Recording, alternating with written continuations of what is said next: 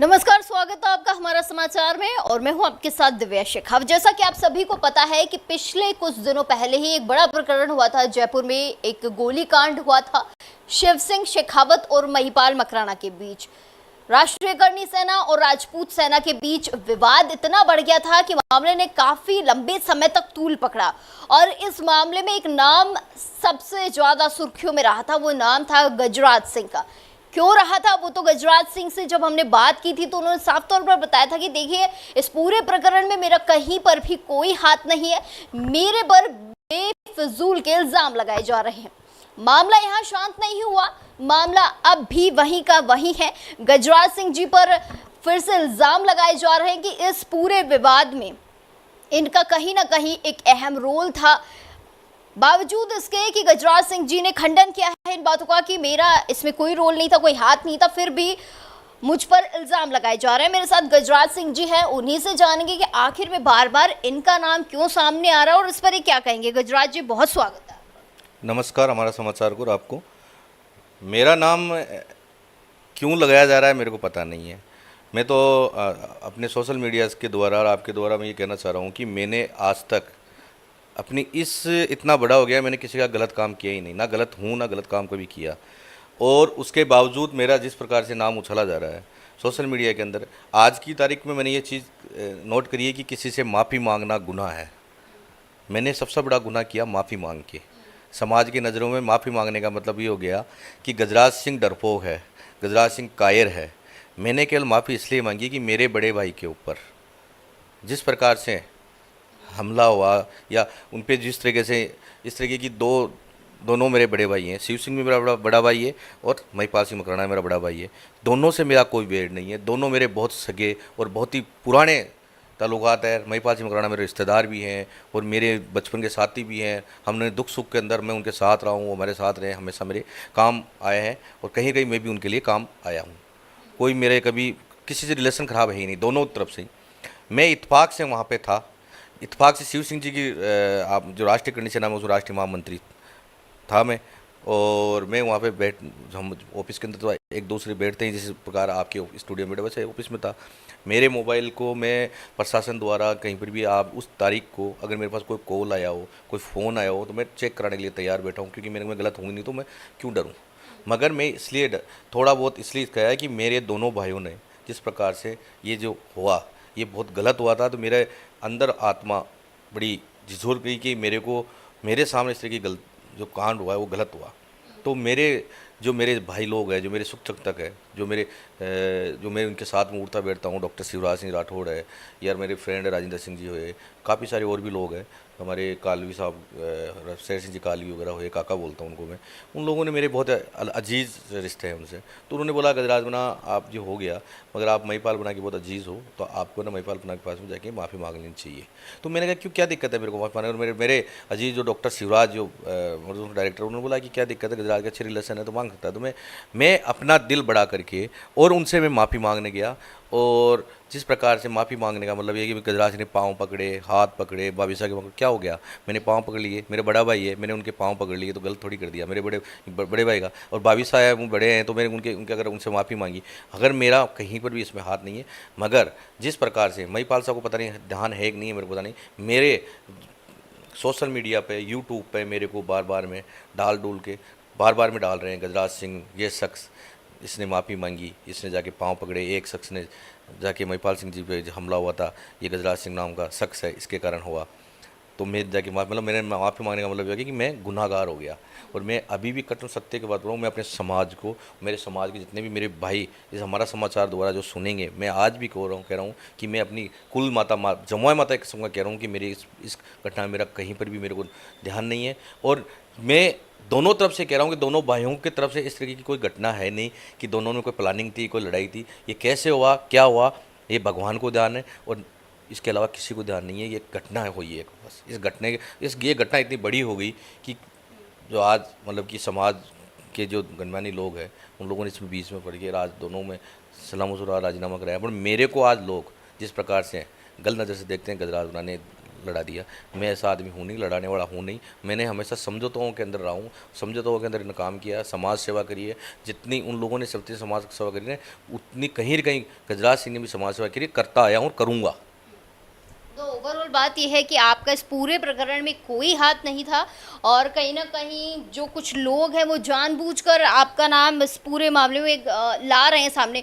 आपसे एक बात और पूछूंगी कि दोनों ही महिपाल मकराना की बात कर लो, शिवराज सिंह जी की बात कर लूँ, तो इन दोनों की तरफ से भी ऐसी चीज़ें आ रही हैं कि आपका कहीं ना कहीं दोनों नाम ले रहे हो कि पूरे प्रकरण में आपका हाथ था। इन दोनों की तरफ से आया या फिर सिर्फ वो जो लोग हैं कुछ लोगों की तरफ से आया, कुछ लोगों की तरफ से आया। कुछ महिपाल साहब ने फरमाया कि मेरे जानकार हैं, गजराज बना में रिश्तेदार हैं, तो उन्होंने कहा वो वहाँ मौजूद थे। मतलब उन्होंने बोला तो ऐसे ही था कि गजराज बना मेरे जानकार हैं, वहाँ मौजूद थे। उन्होंने ये थोड़ी बोला गजराज बना ने ये कांड कराया।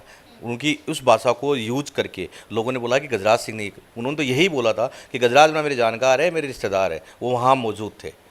मतलब वहाँ मौजूद था, गजराज बना मतलब वहाँ मौजूद थे, तो मतलब मेरे सामने कांड हुआ तो लोगों ने सोचा गजराज सिंह ने करवाया ये काम। ये गजराज सिंह के कहने से महिपाल सिंह जी वहाँ गए होंगे। और मैं आज भी कह रहा हूँ, महिपाल साहब इस न्यूज़ द्वारा कहीं बात सुनेंगे, मैं कट्टर सत्य बोल रहा हूँ, मैं हमें मिल भी चुका हूँ, मेरा इसमें कहीं पर इन्वॉल्वमेंट नहीं है ना। मेरे को पता, अगर मैं थोड़ा बहुत भी अगर पता होता तो मेरा रिश्तेदार है, मैं आके गेट पर खड़ा हो जाता, मगर यार ऐसे, मगर नहीं जानता। और ये हो गया, एक्सीडेंट हुआ, और इसके ऊपर आज मेरे पे उंगली उठनी थी, उठ गई। मगर मैं अभी भी मैं अपने समाज के लोगों को बोल रहा हूँ कि मेरे को गलत समझना बंद करो। मैं इन चीज़ों में नहीं पड़ता हूँ, मैं एक अपना काम करने वाला इंसान हूँ। और मेरे को चाहे कल्याण सिंह जी कालवी साहब हो, चाहे लोकेंद्र जी कालवी साहब हो, चाहे अजीत दादा हो, चाहे महिपाल साहब हो, चाहे सुखदेव सिंह जी हो, चाहे शिव सिंह जी हो, मैं जहाँ पर भी समाज के लिए जितने भी लोग काम करते हैं, मैं उनके लिए हमेशा तैयार रहता हूँ। जब मैं किसी भी सेना में हो, मेरे समाज के ऊपर किसी ने भी उंगली उठाई है, गजराज सिंह सबसे पहले आगे रहा है। थानों में केस करने के लिए भी आगे रहा है और लड़ने के लिए भी आगे रहा है। मैं कभी डरपोक नहीं हूँ, ना डरपोक की ज़िंदगी में बनूंगा, क्योंकि मेरे खानदान में मेरे को डरना सिखाया नहीं है। ये मेरे रूल्स में नहीं है। राजपूत हूँ मैं, जो डर जाऊँगा, डरना मेरे शरीर में नहीं है।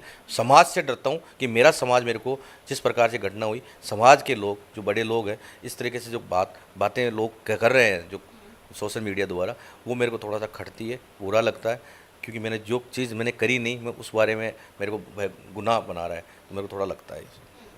तो ओवरऑल गजराज सिंह का ये कहना है कि पूरे प्रकरण में मेरा दूर दूर तक कहीं कोई हाथ नहीं है। इसके बावजूद कुछ लोग हैं कि गुनहगार बना रहे हैं, क्लिप्स छोटी छोटी काटी जा रही हैं। महिपाल मकराना जी के द्वारा कुछ शब्द कहे गए थे, उसको तोड़ मरोड़ के उस तथ्य को इस तरीके से पेश किया जा रहा है कि वो गलत तरीके से प्रेजेंट हो रहा है और कहीं ना कहीं उससे ये साबित हो रहा है कि इस पूरे घटनाक्रम में इनका हाथ है। चलिए ये मुद्दा तो यहाँ खत्म करते हैं। अब आगे आपसे एक सवाल मैं पूछती हूँ कि कुछ दिन पहले ही आनंदपाल को लेकर भी एक बड़ा प्रकरण था, गैंगस्टर आनंदपाल हत्याकांड का, या फिर मैं कहूँगी कि एनकाउंटर भी था, अभी इसको हत्याकांड बताया जा रहा है। रावणा राजपूत समाज जो है वो ये कह रहा है कि ये हत्याकांड था। कैसे? क्योंकि अभी जो पुलिसकर्मी इसमें थे, अधिकारी थे, उन पर भी कहीं ना कहीं जांच बिठा दी गई है। कभी क्या होता है कि चलूबुर पानी ज़्यादा दूर नहीं चलता है। राजस्थान का सबसे जो कांड हुआ था, बहुत बड़ा कांड हुआ था, इसमें समाज को बहुत बड़ा नुकसान हुआ था। आनंदपाल दादा के, उनको मारा गया था, तभी तो आज सरकार जो जजों ने अपना जो समेट दिया है, तो उन्होंने वो सही दिया है, जैसी करनी वैसी बढ़नी। अब इनको भुगतना पड़ेगा, इनको जेल जाना पड़ेगा। मगर मैं तो हमारा समाचार के थ्रू ये कहना चाहता हूँ कि इनको तो जेल में चल जाएंगे ये लोग तो, मगर ये किसके द्वारा ये काम को हुआ, उनका तो पता होना ही चाहिए ना। हम चाहते हैं कि भाई ये पुलिस प्रशासन है, प्रशासन के लोग जेल चल जाएंगे, मगर जेल उनको ऑर्डर किसने दिया, उसकी जांच जरूरी है। कहीं ना कहीं ये एक बड़ा सवाल, ये निशान खड़ा कर रहे हैं कि आखिर में इस पूरे प्रकरण में साजिशकर्ता कौन था। साजिशकर्ता की बात करें तो सुखदेव सिंह हत्याकांड भी बड़ा ही एक हत्याकांड हुआ था, पूरे राजस्थान को हिलाकर रख दिया था, और नई नई सरकार बनी थी उस समय। तो उस पर क्या कुछ कहना चाहेंगे, क्योंकि अभी तक उस प्रकरण में भी कुछ हुआ नहीं। सुखदेव दादा वाले के अंदर भी कुछ नहीं हुआ अभी तक, जैसे वैसे पड़ा है, किसी को गिरफ्तारी नहीं हुई। विदेश के अंदर लोग मजे ले रहे हैं, चौका खा रहे हैं, पी रहे हैं, आज तक नहीं लाई। NIA जांच के अंदर क्या किया उन्होंने, एक बंदे को गिरफ्तार किया क्या? जिनको गिरफ्तार किया वो जो क्या बोलते हैं उसको उठाई गिरे लोग, उन लोगों को गिरफ्तार करके उनको अंदर किया है। उसके अलावा जो मेन साजिश करता है, जिन्होंने ये कांड करवाया है, उनको तो लाओ, विदेशों के अंदर बैठे बैठे अपना मज़े कर रहे हैं और लोगों को धमकियाँ दे रहे हैं, उन लोगों को लेके आओ। एक सवाल आखिरी पूछते गजराज जी से कि कुछ दिन पहले ही सदन में बजट पेश किया था माननीय दिया कुमारी जी ने, डिप्टी सीएम है हमारी, उनको लेकर अमीन कागजी जी एमएलए हैं, उन्होंने बेचारी शब्द का यूज़ किया। राजपूत समाज में काफ़ी आक्रोश भी देखने को मिला। आप इस पर क्या कहते हैं कि बेचारी शब्द का यूज़ करना कितना सही बोलते हो? क्योंकि दिया कुमारी जी ने पलटवार भी किया, वीडियो भी जारी किया और कहीं ना कहीं उन्होंने भी इस बात का थोड़ा सा विरोध किया।